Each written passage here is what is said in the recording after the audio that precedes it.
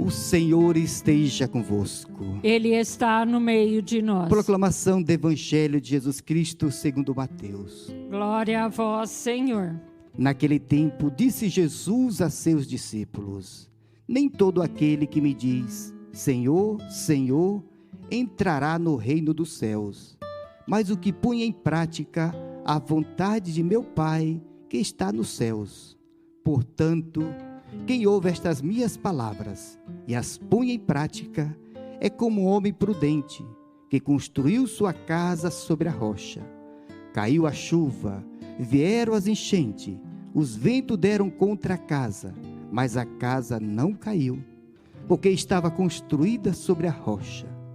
Por outro lado, quem ouve estas minhas palavras e não as põe em prática é como um homem sem juízo, que construiu sua casa sobre a areia. Caiu a chuva, vieram as enchentes, os ventos sopraram e deram contra a casa, e a casa caiu, e a sua ruína foi completa. Palavra da salvação. Glória a vós, Senhor. Aquele que escuta e pratica a palavra de Deus jamais será destruído. É isto, meus amados irmãos e irmãs, que Jesus está dizendo hoje neste Evangelho. Aqui é o final do capítulo 7 do Evangelho de São Mateus, que é chamada a conclusão do Sermão da Montanha. Jesus, do capítulo 5, 6 e 7. Se vocês querem saber o que é ser cristão, é preciso ler esses 3 capítulos. Ali está chamada a moral cristã. Como é que deve viver um católico corretamente? Assim como Moisés subiu no monte e lá Deus deu para Moisés os 10 mandamentos, Jesus também sobe no monte e pronuncia chamado o Sermão da Montanha. E conclui dizendo isto: aquele que construir a sua vida, aquele que está ouvindo o que eu estou dizendo e praticar, essa pessoa jamais será destruída. Pode vir a chuva, pode vir a enchente, isso são chamados as tribulações da vida, que jamais essa pessoa será destruída, nem aqui e depois daqui vai para o céu. Ouvir, todos escutam, agora pôr em prática, aqui só os corajosos, que vão ter a força e a coragem de pôr em prática a palavra de Deus. Conseguimos em muitos pontos, mas é preciso sempre adentrar mais e mais para pôr em prática a palavra de Deus. Você que vive o seu matrimônio, você está fazendo a vontade de Deus. Você aguentar firme, isso é vontade de Deus. Se está fazendo a vontade de Deus, significa que você está se santificando. Então, se santificar é fazer a divina vontade, a vontade de Deus. É o que Jesus fez nessa terra. Ele só fez o que o Pai pediu. A única vez que ele quer fazer a sua vontade é quando ele está no Horto das Oliveiras. Ele diz: se é possível, Senhor, passa de mim este cálice. Mas depois ele diz: não, faça a tua vontade, porque eu sei que é a melhor. No momento duro, tem momento difícil da nossa vida, que a gente está vendo a vontade de Deus é esta, mas a nossa vontade quer correr por outro lado. Só que nós estamos retardando, e nós não estamos resolvendo o problema, nós estamos criando outro problema. Está duro ali, é verdade, mas não adianta fugir da vontade de Deus, porque não vai dar resultado. Nós vamos nos machucar e vamos ferir os outros. Por isso vale a pena permanecer como Jesus, fazendo a divina vontade, a vontade do Pai do céu. E no Sermão da Montanha, entre tantos pontos que Jesus fala, existem alguns pontos centrais da vontade de Deus, que você não estava no Antigo Testamento, eles não entenderam de maneira profunda. Começa o capítulo 5 falando das bem-aventuranças, e depois vai continuando, e Jesus chega a dizer no capítulo 5 ainda: aquele que disser a seu irmão louco, Jesus disse, você vai ser condenado. Começa a mostrar que qual é a vontade de Deus. Os 10 mandamentos, 3 mandamentos se referem direto a Deus e os 7 ao próximo. E o Sermão da Montanha nada mais é do que a vivência perfeita e completa dos 10 mandamentos da lei de Deus. O judeu chegava até um limite. Eu amo aqueles que são da minha raça, eu amo aqueles que estão comigo, eu amo aqueles que seguem a minha religião. Se não, está fora. Isso era o limite da lei, isso é a lei.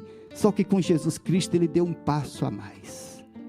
Ele chega a dizer assim, e aqui está o cume do Sermão da Montanha, no capítulo 5, versículo 44, ele diz assim, amai vossos inimigos, orai por aqueles que vos perseguem. Imaginou o que é isso? Abençoai aqueles que falam mal de você. Olha, meus amados irmãos, Jesus chegou longe demais, não foi?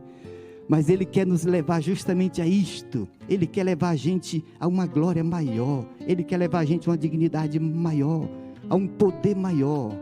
E é preciso ter a coragem de adentrar. Aqui somente os corajosos vão chegar a cumprir este mandamento. E nele está contido praticamente todos os outros. São Paulo chega a dizer assim, que o cumprimento perfeito da lei é o amor. E São Paulo foi um judeu, ele praticou, mas ele entendeu que o amor é o cumprimento perfeito de toda a lei. Aquele que ama, ele está cumprindo toda a lei. E Jesus resumiu os mandamentos em 2 mandamentos: amar a Deus e amar o próximo. É fácil? Não é. Mas é um caminho de cura. Se a pessoa quer viver curada, viver livre nessa terra, ela tem que fazer a vontade de Deus.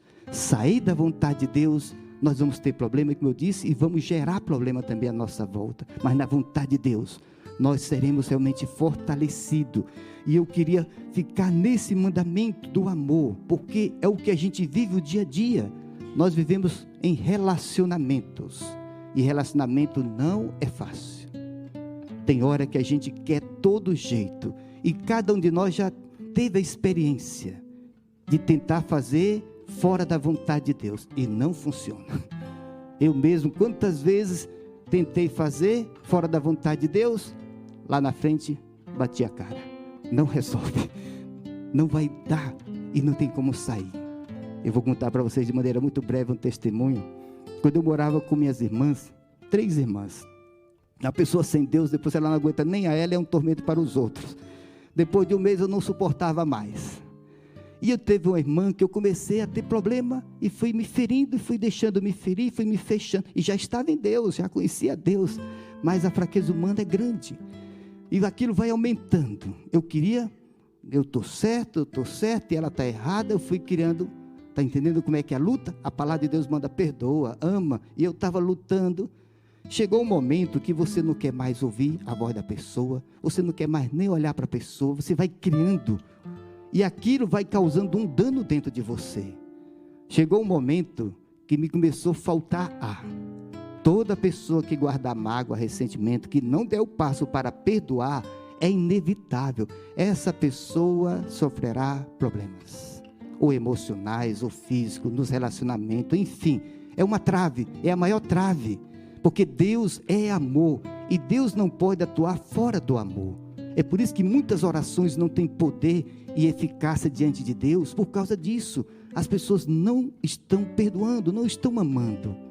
No Evangelho de São Marcos, capítulo 11, Jesus disse assim, quando vos puser de pé para orar, perdoai.